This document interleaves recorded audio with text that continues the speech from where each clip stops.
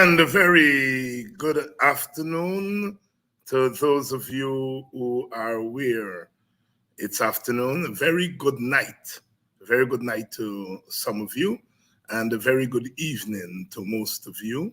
Most of you joining us from Guyana, from the English-speaking Caribbean, from up in North America, the east coast of North America. And of course, those of you who are joining us from Europe, from England, good night. Good morning by now, because it is past 12 o'clock, just past 12 o'clock. All of you, a good night and good afternoon to those of you who join us from the West Coast. In California, it's now 3 o'clock in the afternoon, and in Arizona, it's now 4 o'clock. So it's good afternoon to those of you who are joining us from the West Coast of the United States of America.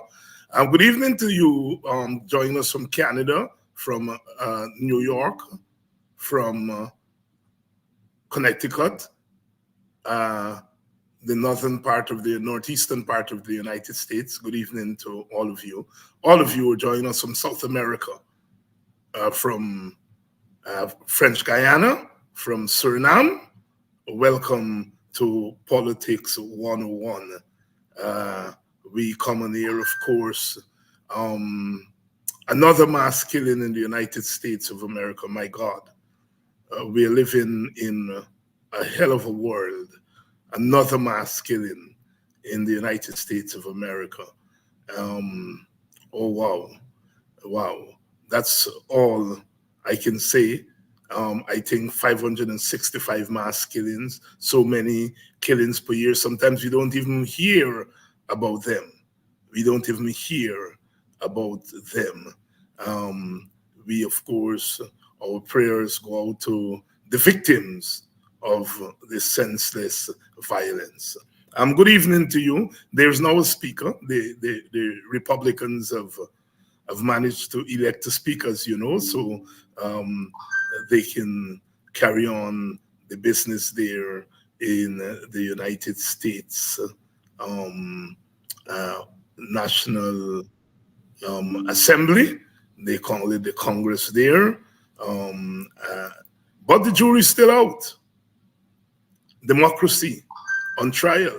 Democracy on trial all over the world. Democracy on trial in Israel. Democracy on trial in the United States. Democracy on trial in Guyana. Good evening. Welcome to Politics 101. Those of you who join us from Antigua, a special welcome to you. There was a by-election in Antigua on Tuesday. A by-election in Antigua on Tuesday. One of the candidates at the election held early in this year decided to resign his seat in Parliament because it was being challenged. There was a very close result, very, very close result. And the loser, the member from the Antigua and Barbuda Labour Party, that member filed a petition challenging the result. And the winner, the member from the UPP, the opposition UPP, decided that rather than wait on the petition to be heard, he decided he was going to resign and let there be a by-election. And he ran in the by-election again, and he won. He won by a much larger margin this time than at the general election. So the petition has now become null and void. So welcome to you in Antigua. I was on the radio there on Tuesday morning in Antigua, commenting on that race. I'm on in Antigua fairly regularly, as those of you Guyanese who live in Antigua, most of you know. I used to be on the big issues a lot on Observer Radio, and now I'm on morning, I think they call it morning wake up or wake up morning, something like that, but it's on Twin Island Radio that I'm usually on at least once a week.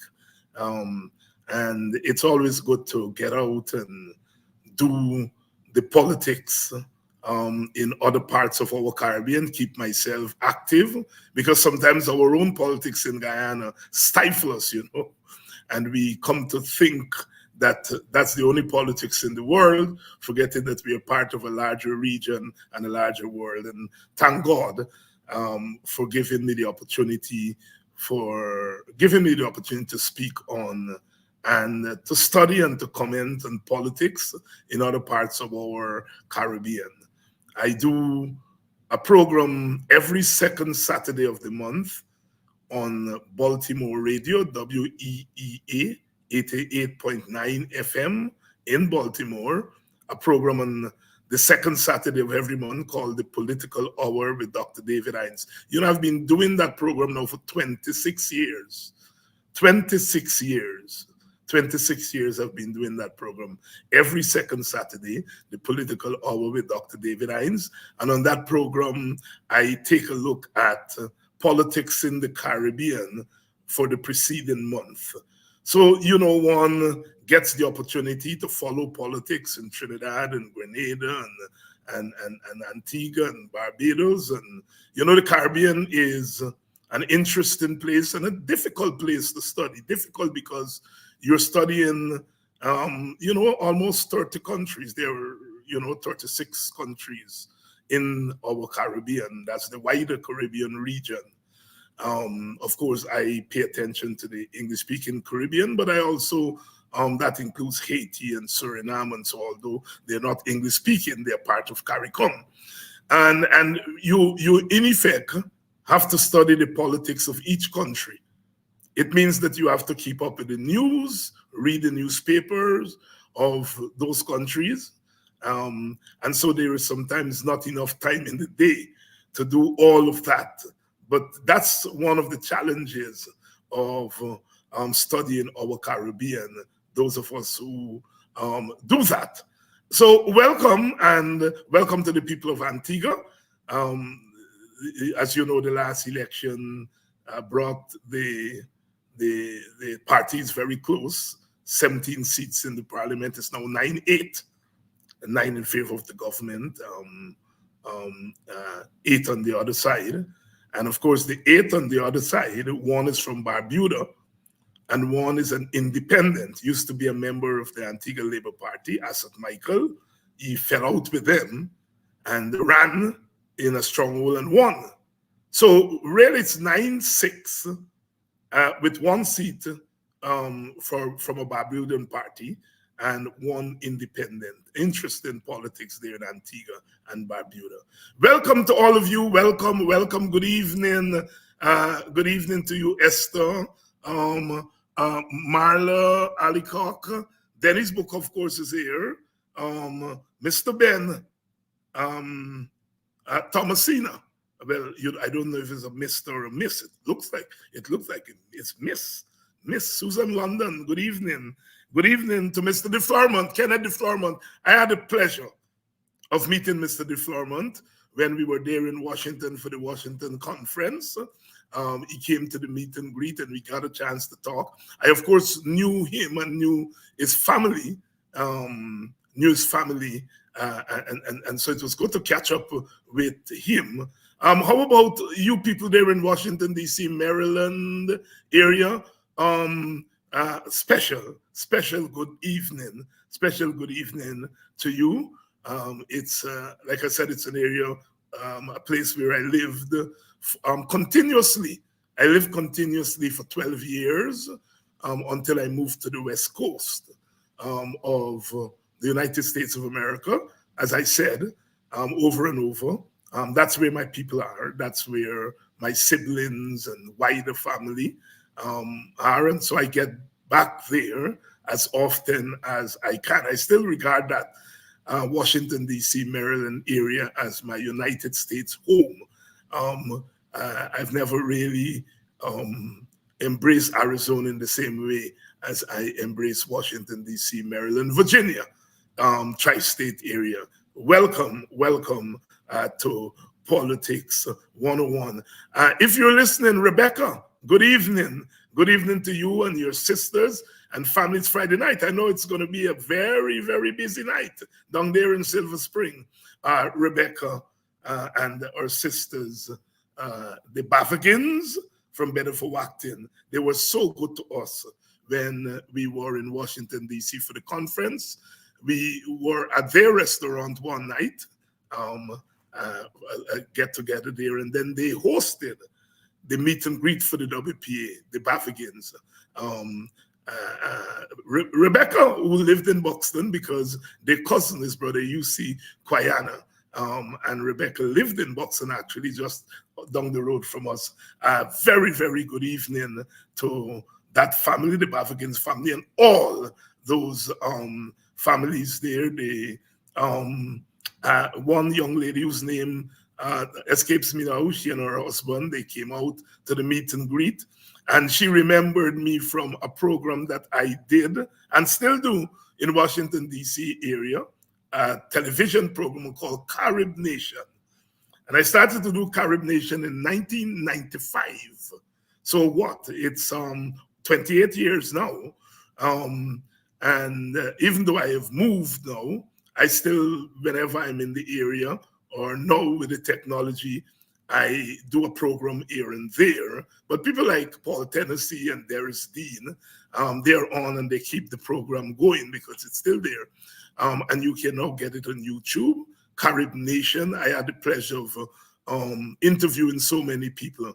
And that young lady, if you're listening, you and your wonderful husband, good evening to you, because she said she first heard me years and years ago on Carib Nation talking about Walter Rodney. She hadn't heard about Walter Rodney, and it was there, and she has been following me since then. It's really so nice to talk to people in person and to hear how much you affect them in a positive way, because you do your thing because you have to do your thing, and you don't know. And with this, in this the age of technology, you're touching people, and every time you touch somebody, somebody's touching you. And it's good to know that there are people out there. It makes you want to wake up every morning and to continue this struggle that has to do with our own country in the first instance, and then other countries. My sister Danette Booker, who's joining us from out there in Pennsylvania. Danette, my dear sister, the Danette and Denise. Denise is the popular one of the two, but Danette is my sister. Managed to run into Danette during the summer and when one of her relatives died, her husband, and she was there for the funeral. We didn't get to spend as much time as we usually would, because Danette is one of my lineman partners, lineman crew. We have a crew when I'm in the country. We usually hang out, and some of my friends at home get very jealous because they say certain people, only when the doctor is in town, they come to hang out and so on. So Danette is one of the crew. Oh, but my brother Ori Newton, Turkey Bumbo. How are you doing, my brother? Really, Bumbo is a trooper. Turkey is a trooper. He's in Buxton all the time, and you don't know he lives somewhere else. He sleeps somewhere else, but you would think that he lives in Buxton. He's there all the time, every single day.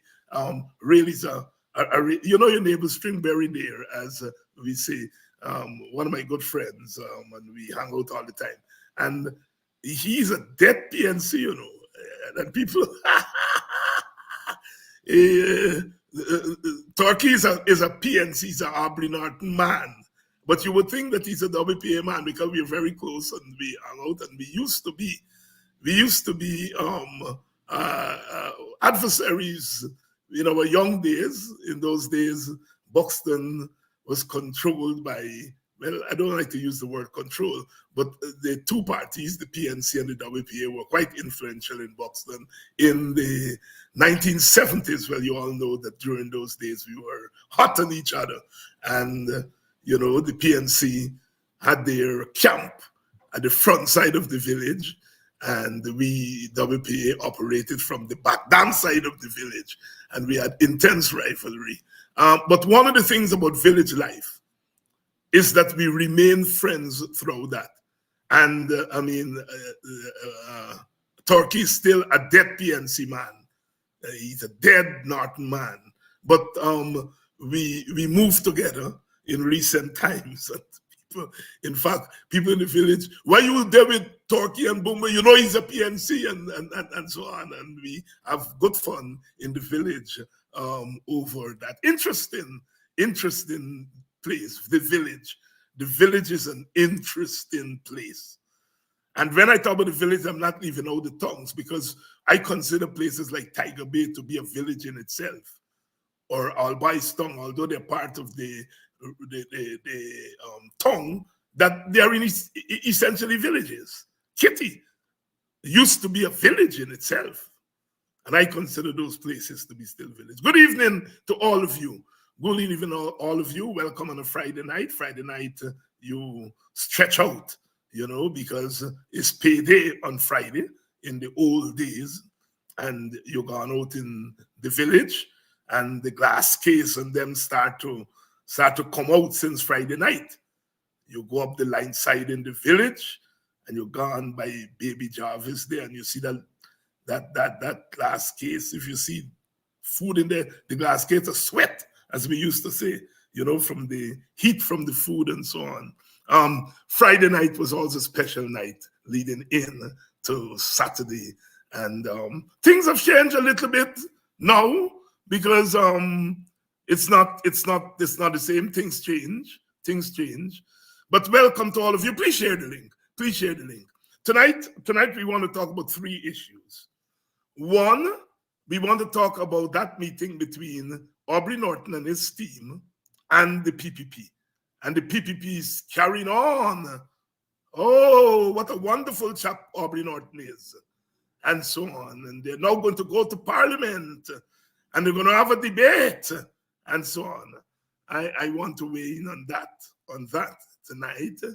And did you all notice that Mr. Gosai, the man who it is alleged made an arrangement with Exxon to reduce that bill that was found by the audit of $214 million, to reduce it to $3 million.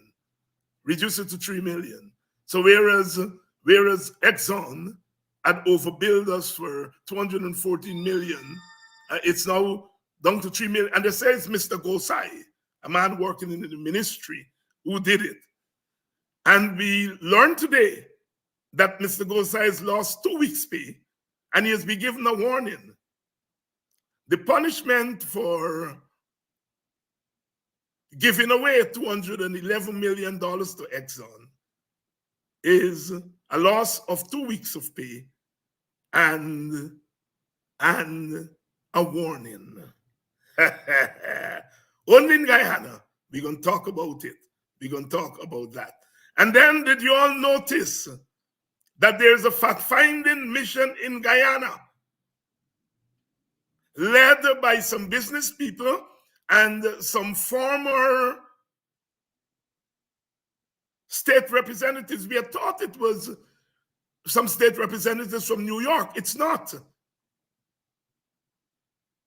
It's another group of Americans. A fact-finding in Guyana. We're going to be talking about that also. But we want to start with this thing. All of a sudden, national unity. Oh, the public, the private sector commission, and all of them congratulating the president and Mr. Norton for meeting, and so on. National unity.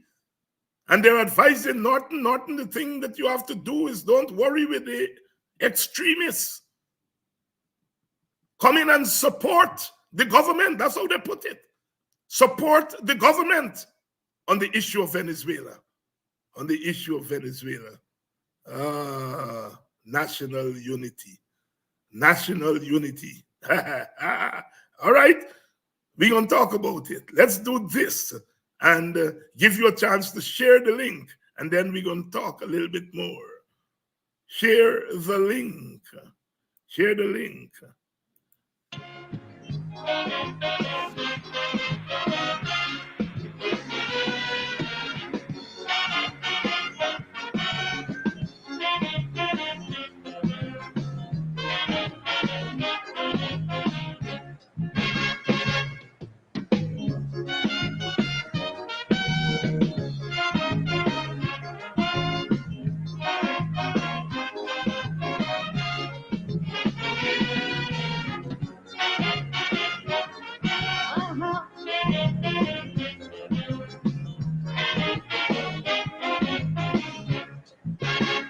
After the election, I went to London, and if you hear how much question I get from Trinidadians, Chucky, your new government of the UNC, I hear that they intend national unity.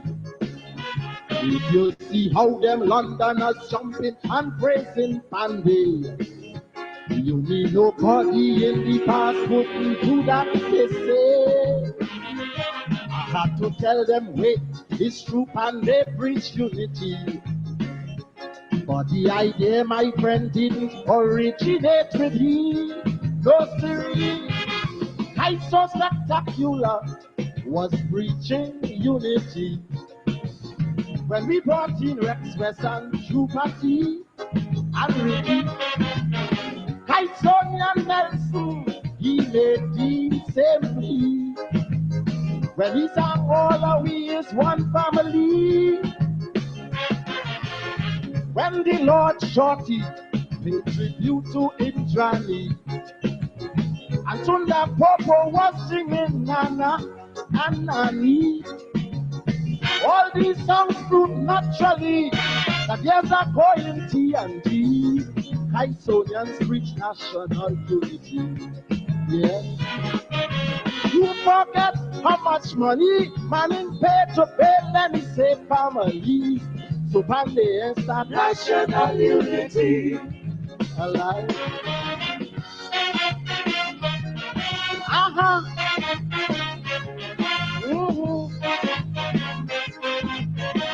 Oh, like.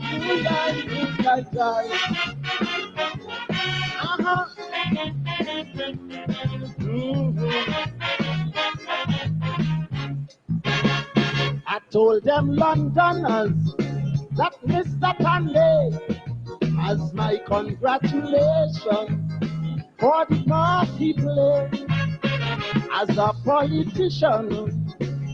He saw the need for unity in the nation that he chose to lead. I told them Londoners, we want unity in the region, not only in our land, but throughout the Caribbean. That's why when they talk about invasion, I just turn red. Them Asians could only invade we when we and crocodile. Not said when we see Batman spinning in the oval, and white man Jeffrey Stallmeyer was starting unity. When them cricketers took a pause for tea, Africans in the oval eating roti and talcary. And look how we Chinese and the Chinese gave away. And Brian Whiteton of Buck Manning and them Hispanic. Whiteton's action show clearly that some politicians already practicing this national unity. Yeah. You forgot Eric Williams Marie Daily books and the Chinese. So Pande has that national unity.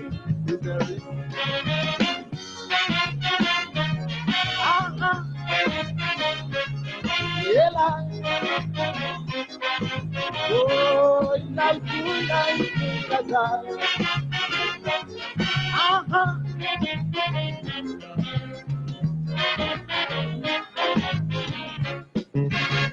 I told them Londoners that in my country you'll find Chinese children calling African study. It have some Chinese men making roast steak better than me.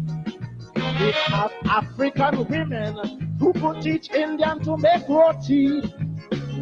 I told them unity start with Butler and Cipriani. When Butler brought Stephen Maraj and Rienzi in his party. And when the police were looking for Butler in 1940. Is a Chinese hiding in an Indian house in Caroni. Unity.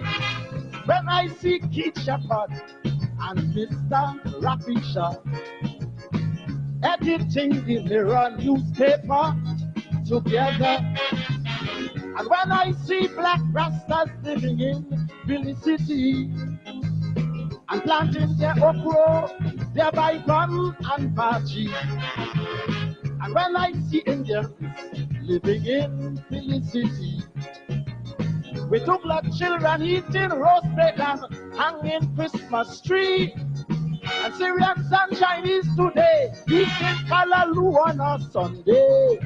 Then I know unity has come to stay. Yeah. Reuters marry a white lady, turn around and marry a Tulahini. That's what I call national unity. Alive.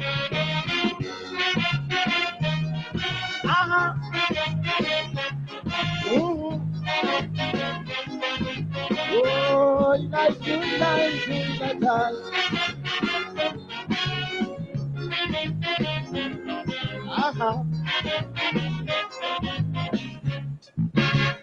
I told them Londoners that in any country it's the culture bearers who does bring unity.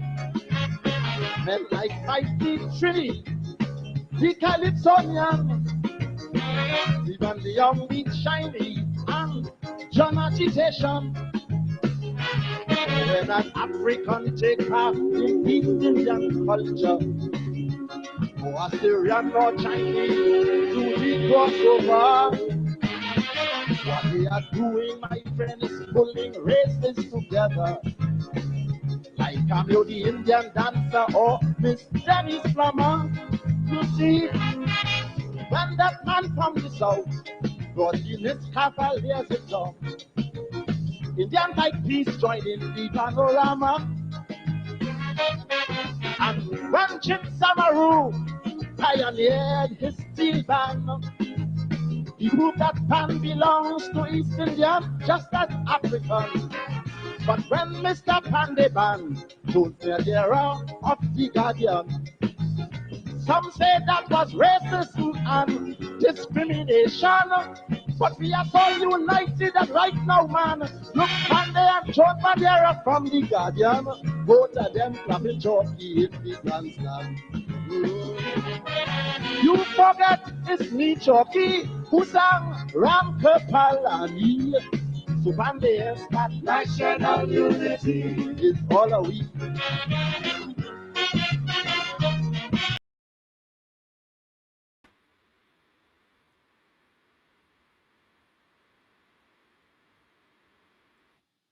Yes, Dr. Hollis, Liverpool, they chalked us. They chalked us. National unity. You see the writing in the paper every day. Look at Ali won Guyana and so on. Chalky say, it's not Ali who start national unity. National unity is not by politicians. National unity is by the people.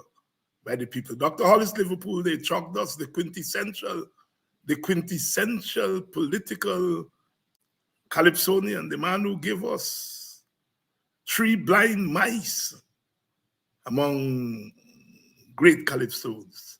And he, of course, is the 8-time winner, 8 times, of the national monarchy in Trinidad, the most by any Calypsonians there, waning there on national unity. Because you, as I said, you read in the newspaper every day.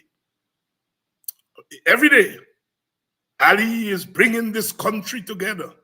Ali can't even bring his party together. He'll bring country together. Any country coming together, national unity is among the people, not politicians, not politicians. A good evening to all of you. So, Brother Aubrey Norton accepted an invitation to be briefed by the president of Guyana on the Venezuelan issue. And Norton turned up with his team that included leader of the AFC and other members of his parliamentary group.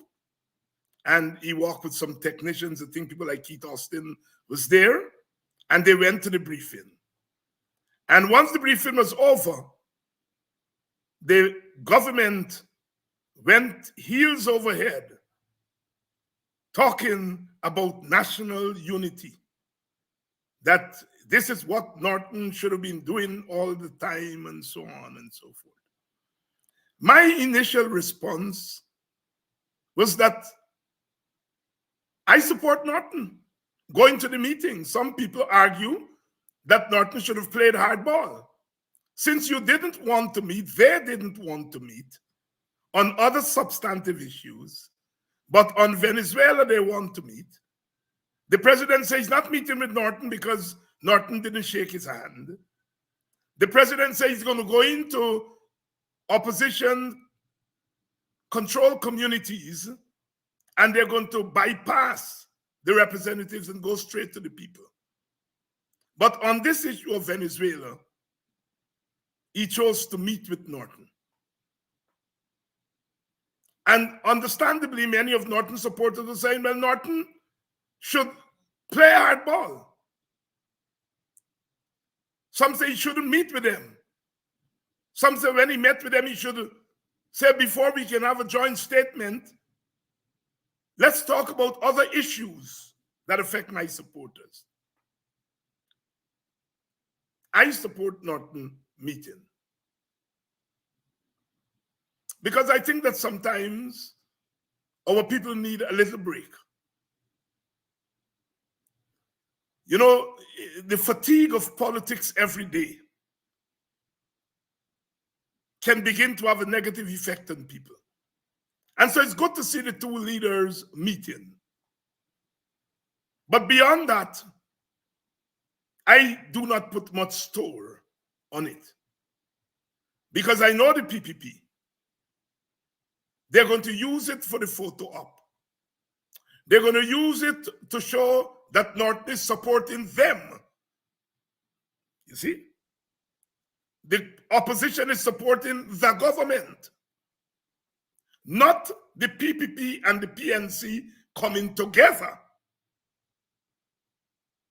to stand against Venezuela. That's not how they're framing it. They're framing it that the opposition is supporting the government. I plan to have Mr. Norton on this program to ask him whether he was there to support the government. As far as I'm concerned, Mr. Norton was there to support Guyana against Venezuela. And he was joining with the other party to stand up for Guyana. He wasn't there to support the government or support the PPP. You see, this is when you're dealing with people who have this mentality of domination. Even when you give them an opportunity to speak in a sane way, they bring the domination. I remember after the 1997-98 impasse and the Erdmunster Accord that mandated that the two parties must meet in constructive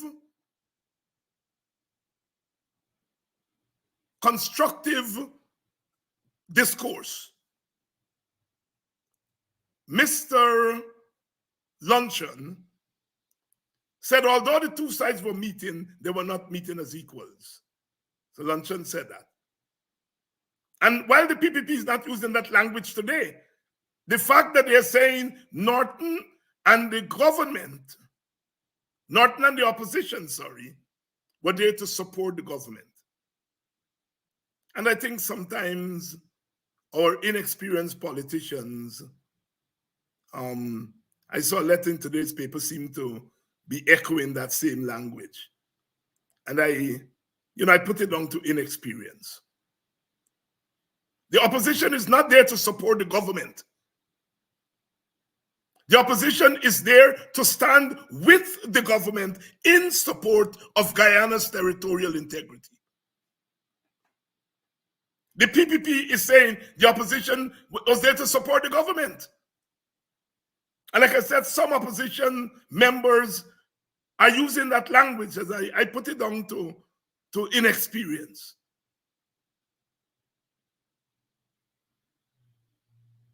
So the PPP is celebrating. And now they're telling Norton, you have to distance yourself from the extremists. You see, what they want is to tie the opposition down on issues that are inconsequential to the core issues in our country. Now, Venezuela is not an inconsequential issue. Venezuela is a very, very important issue. But the Venezuela border issue has nothing to do with people's houses that were demolished in Mocha, Arcadia. The Venezuela border issues has nothing to do with the killing of Boston and Bacchus and the Henry boys. The Venezuela border issues has nothing to do with spitting in the face of the young constable. The Venezuela border issue has nothing to do with the jailing of opposition leaders and charging them and pulling them before the courts. The Venezuela border issue has nothing to do with the government's refusal, the PPP's refusal, to let the Public Accounts Committee meet and peruse government spending. The Venezuela border issue has nothing to do with the attempt to push the people of Plaisance off the line top. The Venezuela border issue has nothing to do with removing those women from in front of the hospital selling. And so, while the Venezuela issue is consequential, it has nothing to do with the contestation between the government and its own people. The Venezuela border issue has nothing to do with those mainly Indian sugar workers in Berbice who were stripped by the police because they were calling for severance pay from Gaisuku. The Venezuela border issues has nothing to do with the government taking away people's private lands to build big projects and not wanting to compensate them. First, it was Steve Surridge land. And now we see here Mr. Stuart Hughes. Land that was owned by the Hughes family since 1844, we are told. The government now want to give them 2.5 million or whatever little pittance. And they're saying no. The matter is now in court. Every day, the government of Guyana is violating human rights in Guyana. He doesn't want to meet with Norton on those issues because those issues have direct political consequences. The Venezuela border issue is important, but the consequences are not direct, they are indirect. So the government feels comfortable sitting down with Mr. Norton and the opposition to talk about Venezuela. Every time the opposition seeks to get the National Assembly to debate issues of national concern, the Speaker disallows them. But now the Speaker is going to allow a motion to debate Venezuela, the Venezuela border issue. The Venezuela border issue is important. I have argued on this program that there's three important issues that we face as a country. One, the issue of balancing the competing demands of various groups in the society for the resources that are coming in. Managing those demands. The government has an F- on that. The other important issue is taking into consideration geopolitics. That the neighborhood in which we live is a theater of geopolitics. Give more oil resource, give more proximity to Venezuela. The fact that Venezuela has the largest oil reserves, we have the largest oil find. America is now altering, adjusting its relationship to Venezuela. It had put sanctions on Venezuela. It's now easing those sanctions because Venezuela has what the America wants.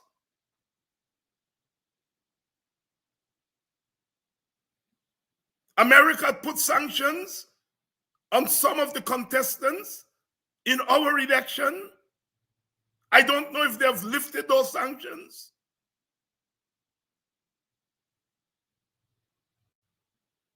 But America has an interest in Guyana because of our oil find and what that means for America.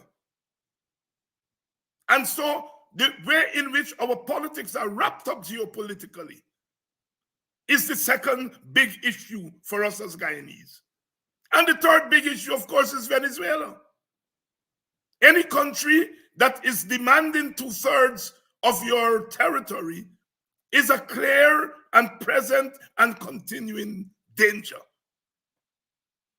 So I am agreeing that Venezuela is important and that our leaders should constantly be talking about Venezuela.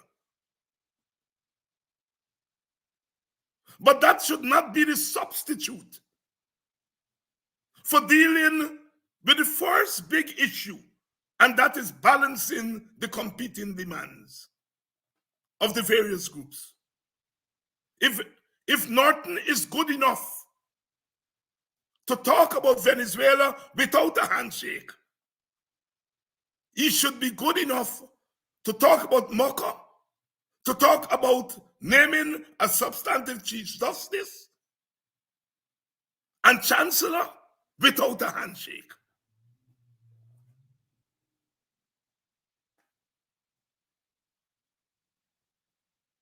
Those are the demands that we ought to be making, and we ought to be telling Mr. Norton that. I support Mr. Norton meeting on Venezuela. You can't not meet when the territorial integrity of our country is being challenged.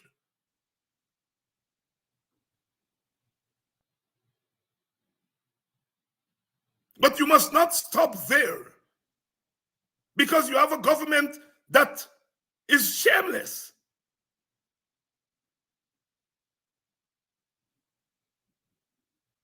And so therefore, we have to call them out. And just as how they're going to debate Venezuela in the National Assembly, they must debate other issues. And the opposition has to be careful not to get sucked in. The Private Sector Commission, which is hailing the coming together, they were part of regime change. One of the leaders of the Private Sector Commission said publicly that he was in touch with the State Department during the elections. And that had Mr. Granger not thrown in the towel, that the Americans were going to put further sanctions on the relatives of PNC leaders in the United States of America. He said that publicly. He didn't hide.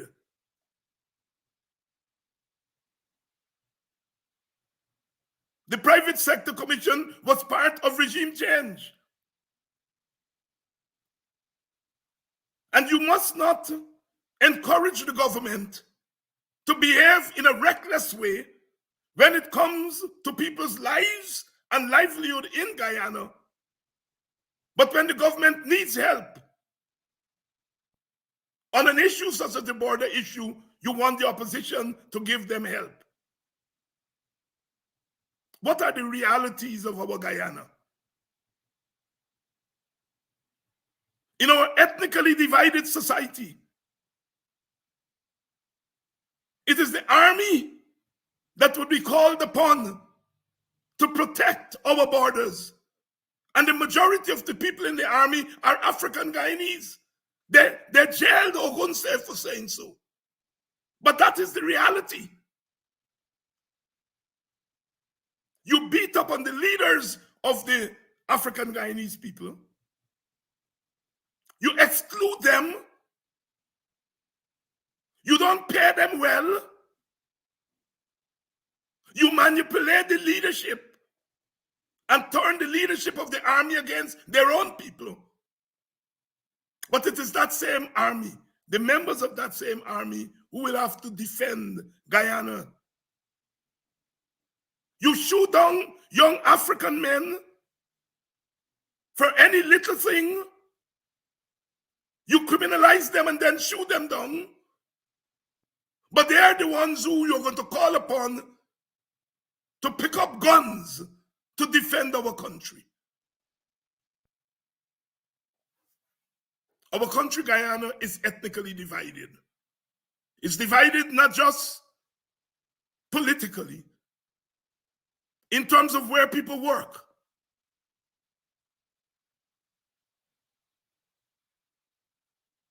East Indians are predominantly sugar workers.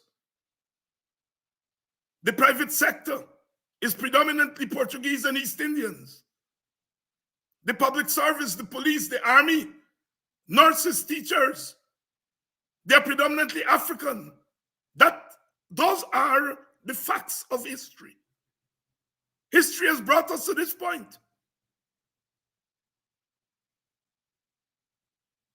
And we cannot have one group good enough to pick up guns and fight for us, but are not good enough to own businesses and to own oil blocks. I notice a group of young black women have bid, and they've won a bid for an oil block. So far, so good. Because that is what we have been calling for, to diversify the ownership of oil blocks. But don't let us get fooled yet. They've won the bid. They now have to raise the money. I mean, it's billions of dollars to run an oil block. So they want us to get excited because these women have won a bid. But we are sensible enough to know that is just the beginning of the process. And I'm saying we must respect our reality.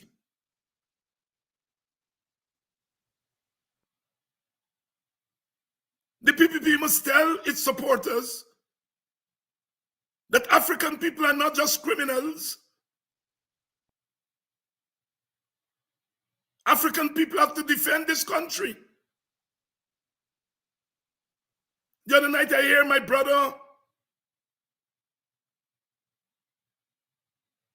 Betoram Ramarak talking feelingly about his father, who worked so hard, who got injured but continued to work and build a house for his family. But he was saying so within the context of comparing East Indians to Africans, implying that African Guyanese men didn't do the same thing, didn't work hard on the plantation. What he failed to say is when his father got injured, who were the nurses at the clinic that took care of his father? Who were the teachers who taught his father's 9 children? Who were the soldiers that kept the Venezuelans and Surinamese out? He's not saying that. He talks about Mr. Prashad, who rose up from nothing and built Prashad Nagar. But he's not saying long before Mr. Prashad built Prashad Nagar, African people built scores and scores of villages. He said Mr. Prashad didn't get a handout, but he didn't say that African people came out of slavery, didn't beg for a handout, and they bought lands and created villages. And when David Hines and others point these things out, they say we are racist.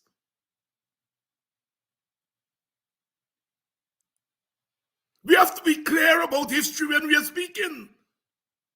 You can't only want Norton to sit down with you when it comes to defending our borders.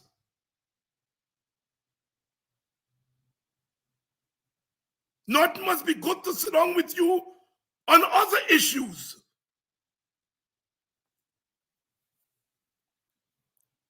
I support Mr. Norton going to meet with the president. I think he did the right thing. But the government, the president and his government are trying to use Mr. Norton. And we should not allow that to happen.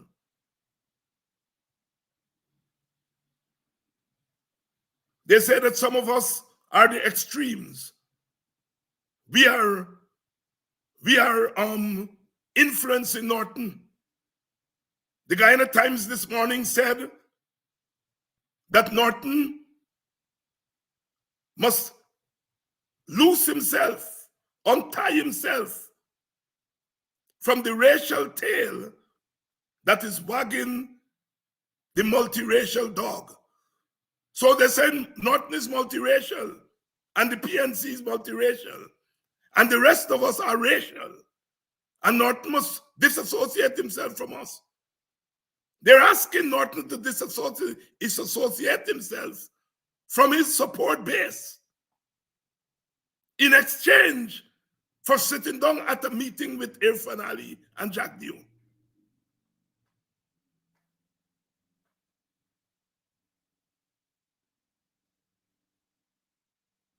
So we have to be very clear. I ask you all to support Mr. Norton. Do not make him feel as though he did something wrong by going to that meeting. He did nothing wrong. He did what any responsible leader should do. But we have to make it very clear that we are not going to allow the PPP to manipulate Norton. Constructive engagement must come from both sides.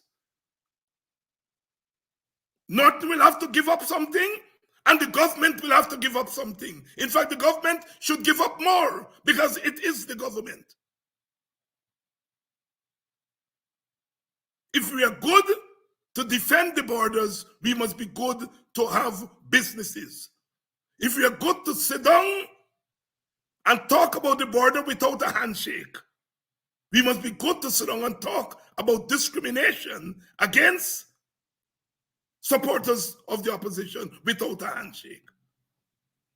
Which brings me to the fact-finding mission that is there. Thank God. In the press release, according to the Stabrook News today, the fact-finding mission said that its visit was influenced by presentations made in Washington at the Washington conference by members of parliament, and it named 4 parliamentarians. But the key thing there is they're saying it is the Washington conference that influenced our presence in Guyana. This is not David Hines. This is the fact-finding mission itself. Another victory for the Washington conference. Another victory for the Washington conference. Less than a month later, because of the Washington conference, there's a fact-finding mission to Guyana. It's in the Stabrook News. Today, Stabrook News. Today, Stabrook News. It is not David Hines who is saying that. It is the fact-finding mission itself. They are saying that. So, there is victory in motion because of the Washington conference. Because of the Washington conference. Because of the Washington conference. And we have to recognize that. We have to recognize when we are winning victories. And we have to be able to say it so that the government does not control the narrative. The government must not, the PPP must not be allowed to control the narrative. According to the release, this is Stabrook News, according to the release, the decision to visit Guyana was prompted by presentation by members of parliament, Roysdale Ford, David Patterson, Don Hastings Williams, and Catherine Hughes at the Washington Diaspora Conference, where accusations were outlined by the leadership of a large section of the Guyanese populace. This in addition to a public missive issued by Ford, a shadow member of legal affairs, which was published in the Kaichor News, as well as calls made by way of a formal request for a fact-finding mission to assess allegations of discrimination, marginalization, and displacement. These are the words of the members of the fact-finding mission. These are the words of the members of the fact-finding mission. Now, this is the same conference that the PPP said the people ask us for evidence. Here the people are coming because they said they got the evidence. And they're coming as a result of the evidence to see whether the evidence we give them is true or not. The PPP would have us believe that we went there and didn't give evidence. Here are Americans who are saying they got the evidence from the opposition and they're here to see whether what we tell them is true or not.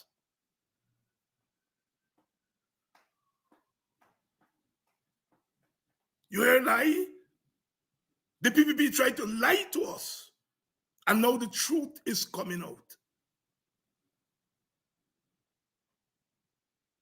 Let there be more fact-finding missions. Because the situation in our country is serious. When we in Coffee 250, when we said that we have an emerging apartheid state operating in Guyana, we were signaling the warning, let us not wait until we get to the point of South Africa or Gaza and the West Bank. Let us not wait until we get there. We sounded the warning.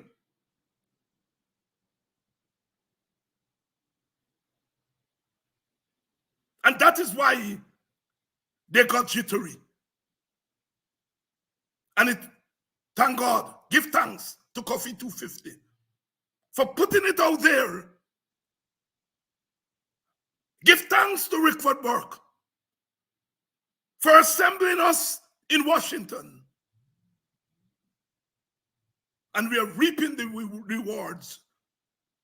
We are reaping the rewards of that clarion call by Coffee 250.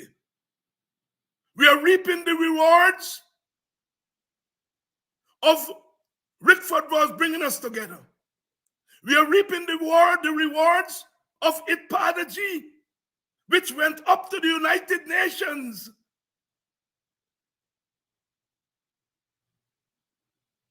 and told that body, provided the evidence of discrimination in Guyana. And we are going to be talking about IPADG's action in the coming weeks. Stay tuned. Give thanks to IPADG. Give thanks to Rickford Burke. Give thanks to Coffee 250. Give thanks to Brother Nigel Hughes for taking his own cash money and financing research and providing empirical evidence of discrimination in government policy. Give thanks. Give thanks. Give thanks to all of us who stuck to our task. Give thanks.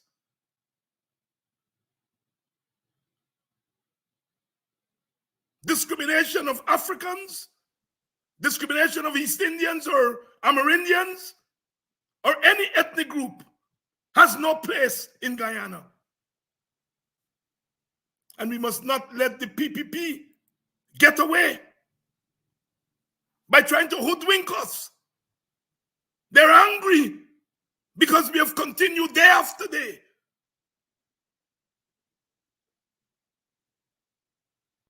Give thanks to the opposition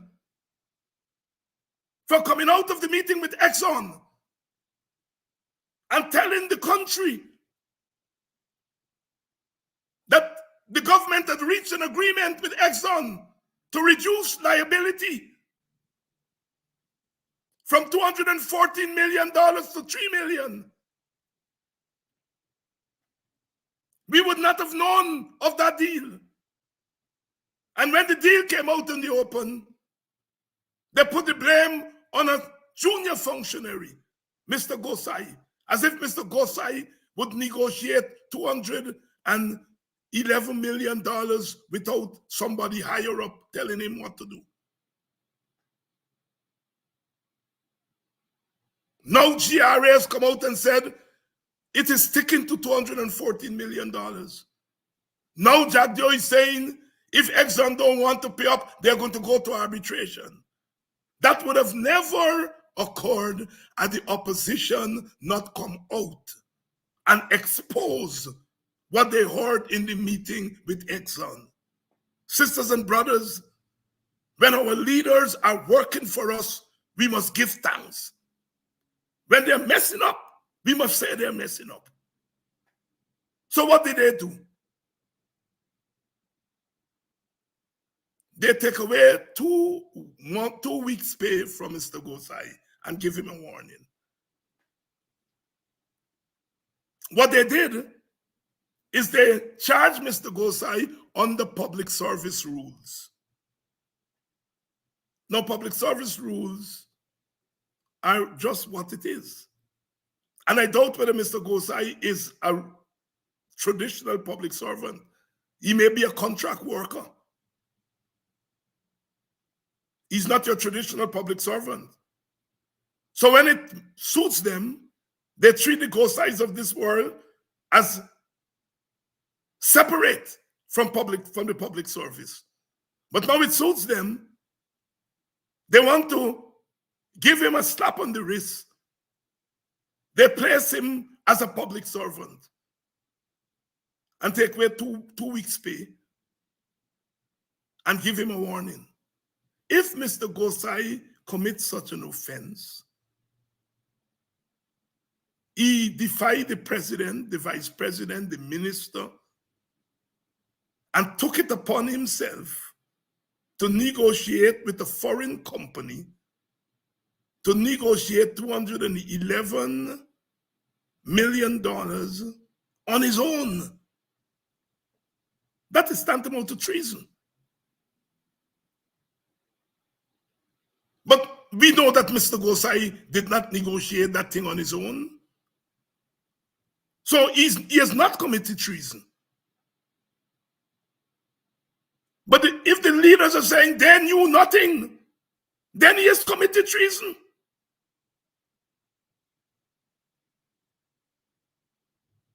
If they're saying they knew, then he didn't commit treason. And give him the reprimand that they give to Gosai. They're admitting Gosai was not a lone wolf. He was not acting on his own. If he was acting on his own, at a minimum, he should have been fired. If he was not acting on his own, then he should not be fired. And he's not fired, which means he was not acting on his own. He's been used as a scapegoat. The Guyanese public only knew what was happening when the opposition met with Exxon, came out of that meeting, and shined that are giving away $211 million.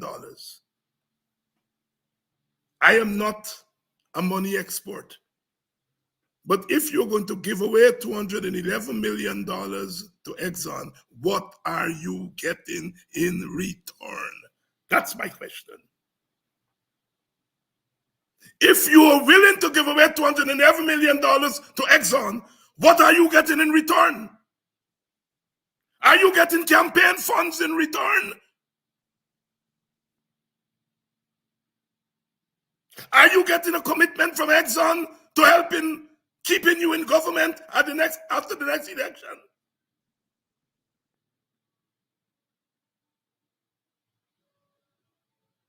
I am not charging any individual with getting a kickback from Exxon. I don't know that, and I'm not going to make that speculation.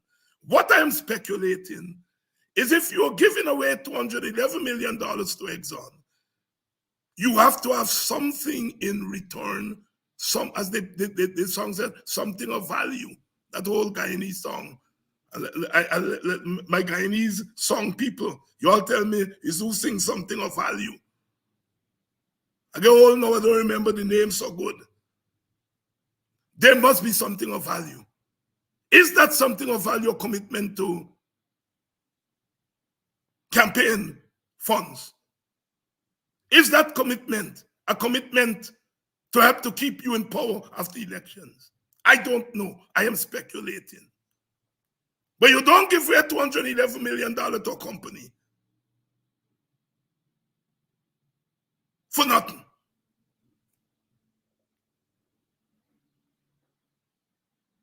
We are up against a rogue government.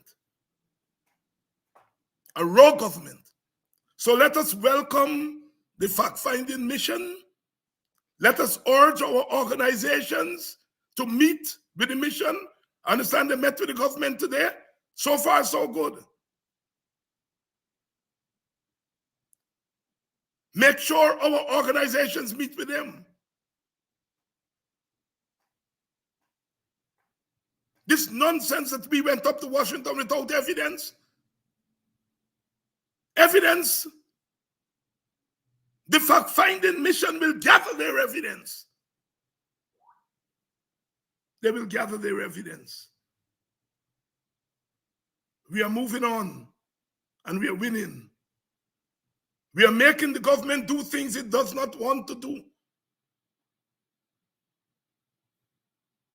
It didn't want us to know that they give away $211 million. We now know. They have reprimanded Mr. Gosai, although it's a touch on his wrist. We made them do it. It's not Mr. Gosai who need a touch on his wrist. It is those who are functionally in charge of Mr. Gosai who should be reprimanded. We are making them do things that they do not want to do. We support Aubrey Norton and the opposition meeting with the government on Venezuela. We are at one with whoever else wants to stand up for Guyana against Venezuela.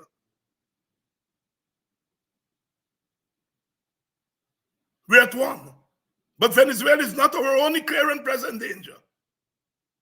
We have other clear and present dangers every day in Guyana, and they are as important as Venezuela.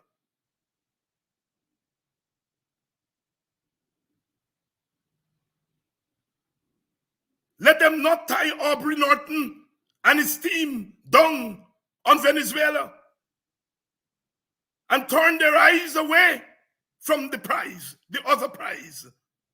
Turn their eyes away from human rights violation. Let us keep the pressure on our leaders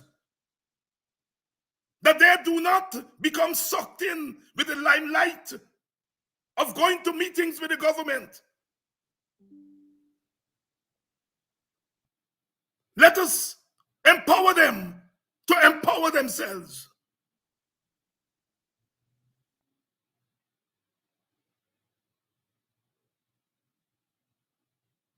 Let us remind them so that they can remind the government that it's people of predominantly one ethnic group who's defending Guyana. My friends, Ravi Dev and others, they like to quote George Lamin, who said that Indians fed us in the Caribbean. But I like them to quote me as saying Africans have defended our territorial integrity before independence and after independence. All ethnic groups play an important part.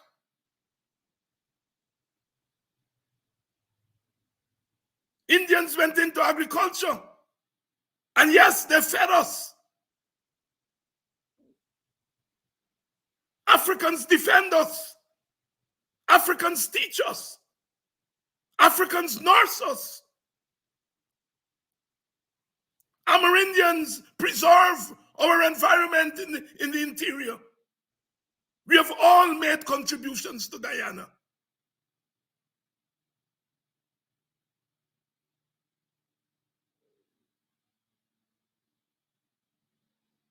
African people did not ask to go into the public service and the police and the army. We were forced into those professions. But we must recognize that service in those professions are equally important to service in other professions. The soldier is as important to our political economy as the sugar worker. And the public servant is as important to the running of our country as the rice farmer. And the police is as important as the goldsmith.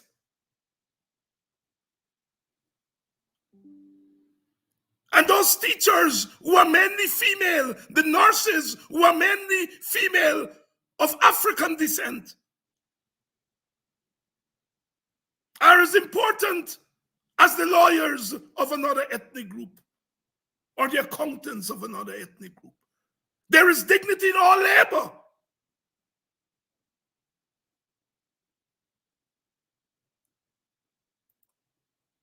Dignity in all labor.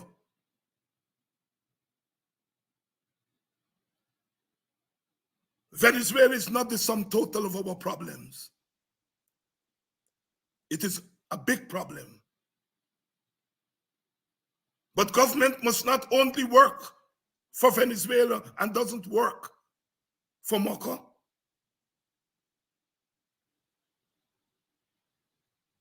Government must work for Venezuela and Mocha.